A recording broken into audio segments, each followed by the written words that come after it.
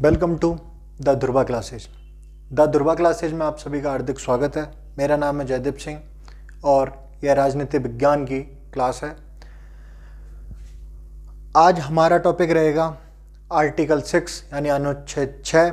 अनुच्छेद 6 की बात करें तो ये नागरिकताओं में आता है, नागरिकता संबंधी इसमें प्रावधान है। और बात करें तो भाग आता है भाग 2।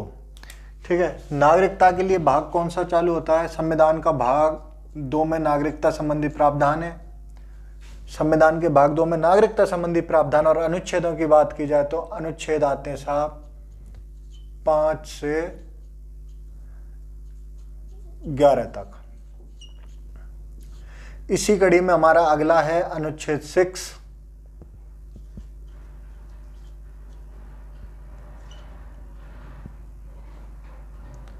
अनुच्छेद 6।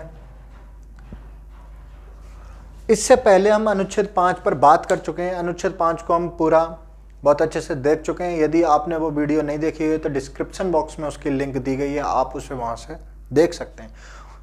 अगर बात की जाए तो हमने इससे पहली वीडियो में ये भी देखा कि नागरिकता क्या होती है और कौन व्यक्ति नागरिक होता है और कौन व्यक्ति विदेशी होता है।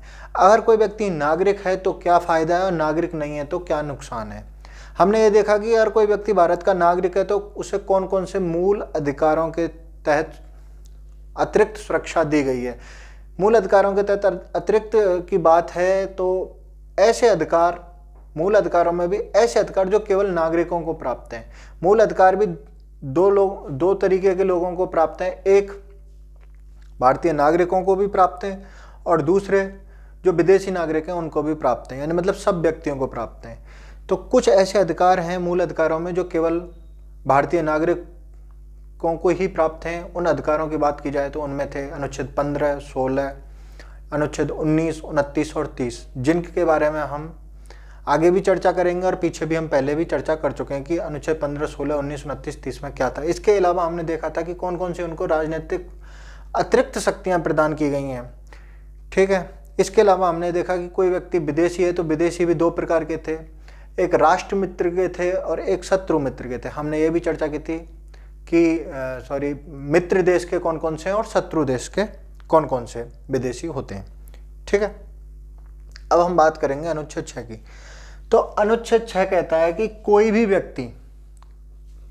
व्यक्ति जो पाकिस्तान से भारत में क्या कर गया हो, प्रव्रजन कर गया हो। कोई भी व्यक्ति, ठीक है साहब, कोई भी व्यक्ति जो पाकिस्तान से भारत में प्रव्रजन, कोई भी व्यक्ति जो पाकिस्तान से भारत में क्या किया हो, प्रव्रजन किया हो,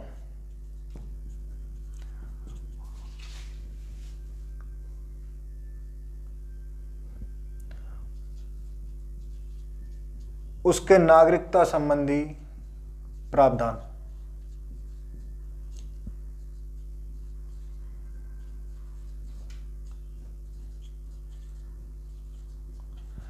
अब इसको समझने की कोशिश करते हैं कि ये हमारे संविधान में इस अनुच्छेद को जोड़ने के पीछे का जो हमारे संविधान निर्माता थे उनका उद्देश्य क्या था।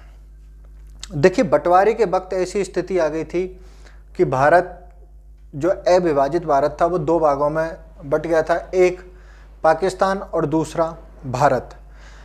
कुछ लोग ऐसे थे जो पाकिस्तान चले गए और कुछ लोग ऐसे थे जो पाकिस्तान से भारत में आना चाहते थे।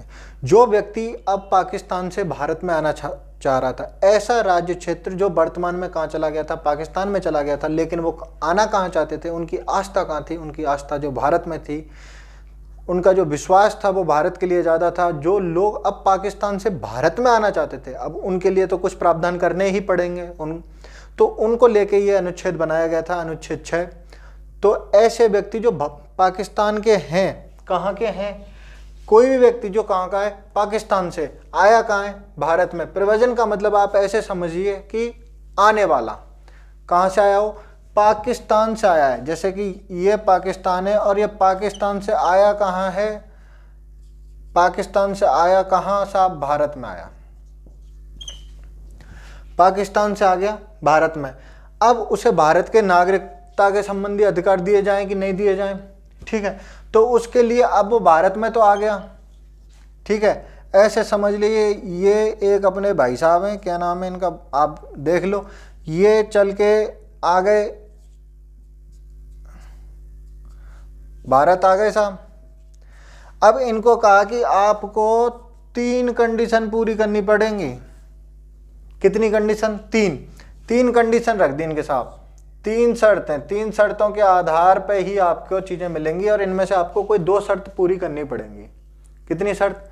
2 शर्त पूरी करनी पड़ेंगी। ऐसे समझ के देखिए, पहली शर्त तो यह है कि जो व्यक्ति पाकिस्तान से भारत आ रहा है वह व्यक्ति कहाँ का नागरिक होना चाहिए? भारत का ही नागरिक होना चाहिए। आप ऐसे समझिए कि अनुच्छेद 5 के रहते हुए कोई व्यक्ति नागरिक है। अनुच्छेद 5 में क्या था? अनुच्छेद 5 में भी 3 कंडीशन थी कि कोई व्यक्ति या तो भारत में जन्मा हो, पहली कंडीशन, उसको क्या मिल जाएगा? नागरिकता के अधिकार मिल जाएंगे।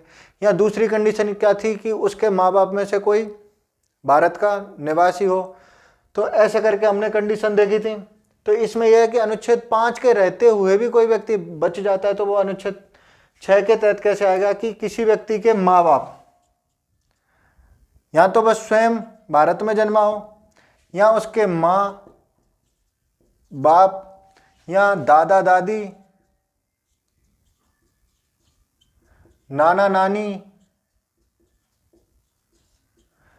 में से कोई एक भारत में जन्म लेना चाहिए साहब, भारत में जन्मा हो। अब ये कौन से भारत की बात हो रही है? ये बात हो रही है अविभाजित भारत की साहब, कि जब तक भारत का विभाजन नहीं हुआ था उससे पहले या तो वो खुद जन्मा हो या अविभाजित भारत में, या उसके माँ बाप जन्मे हो, या दादा दादा नानी नानी कोई भी तो जन्मा हो, दादा दादी या नाना नानी में से कोई एक व्यक्ति भारत में जन्मा हो अविभाजित भारत में। आप ऐसे समझ के देखिए, 1935 में अधिनियम आता है, भारत शासन अधिनियम, उसके अनुसार वो कहाँ का हिस्सा होना चाहिए? भारत का नागरिक होना चाहिए साहब। वो व्यक्ति, भारत शासन अधिनियम जब आया था उसके अनुसार वो कहाँ का व्यक्ति होना चाहिए? उस वाले भारत का नागरिक होना चाहिए, अविभाजित भारत का नागरिक होना चाहिए। पहली कंडीशन तो ये। दूसरी कंडीशन क्या है साहब? विभाजन तो हमारा 15 अगस्त 1947। अब एक डेट दे दी साहब कि आपको टाइम है, आप 19 जुलाई 1948 तक भारत आ जाओ।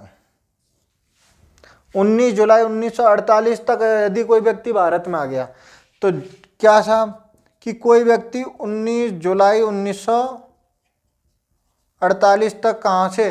पाकिस्तान से भारत में प्रव्रजन किया हो। पाकिस्तान से भारत में प्रव्रजन, प्रव्रजन का मतलब मैं बताया हूँ कि भारत में क्या है? आया हो। कहाँ से? पाकिस्तान से। पाकिस्तान से भारत में प्रव्रजन किया हो साहब।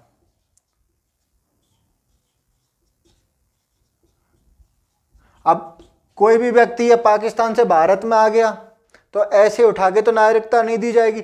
अब इसमें भी एक सब क्लॉज और जोड़ दिया।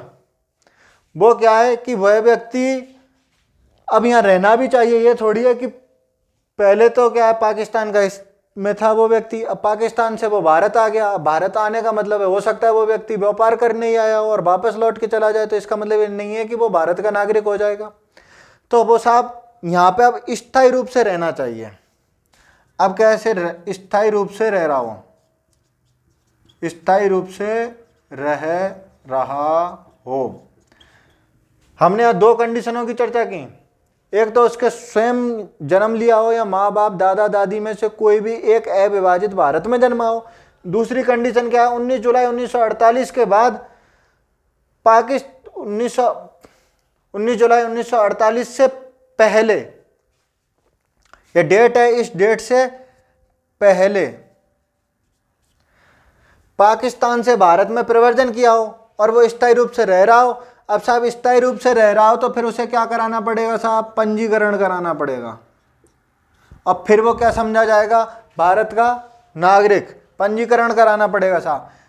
तीसरी कंडीशन क्या है? तीसरी कंडीशन कहती है कि कोई व्यक्ति, अब कोई व्यक्ति मान के चलो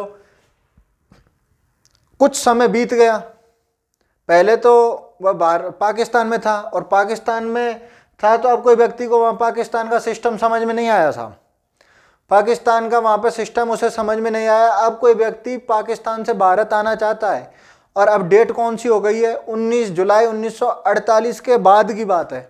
अब कोई व्यक्ति भारत आना चाहता है, अब वो भारत आएगा तो उसे नागरिकता कैसे मिलेगी, इससे संबंधित प्रावधान इस क्लॉज 3 में दिए गए। उसमें यह है, अनुच्छेद 6 के तीसरे शर्त में यह दिया गया है कि अब वो व्यक्ति आ रहा है ना भारत 19 जुलाई 1948, यहाँ 19 जुलाई 1948 के बाद, तो उसे अब क्या कराना पड़ेगा, पंजीकरण कराना पड़ेगा। लेकिन साहब एक शर्त है, अब उसे कम से कम वो कितने दिन से, 6 माह से भारत में रह रहा हो।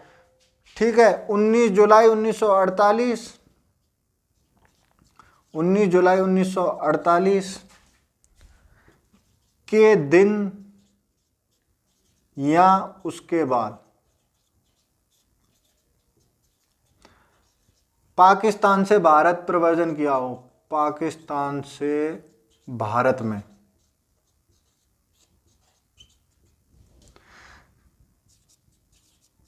प्रव्रजन किया हो,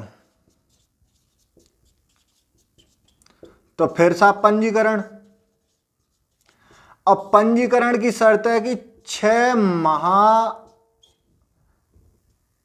भारत में रह चुका हो।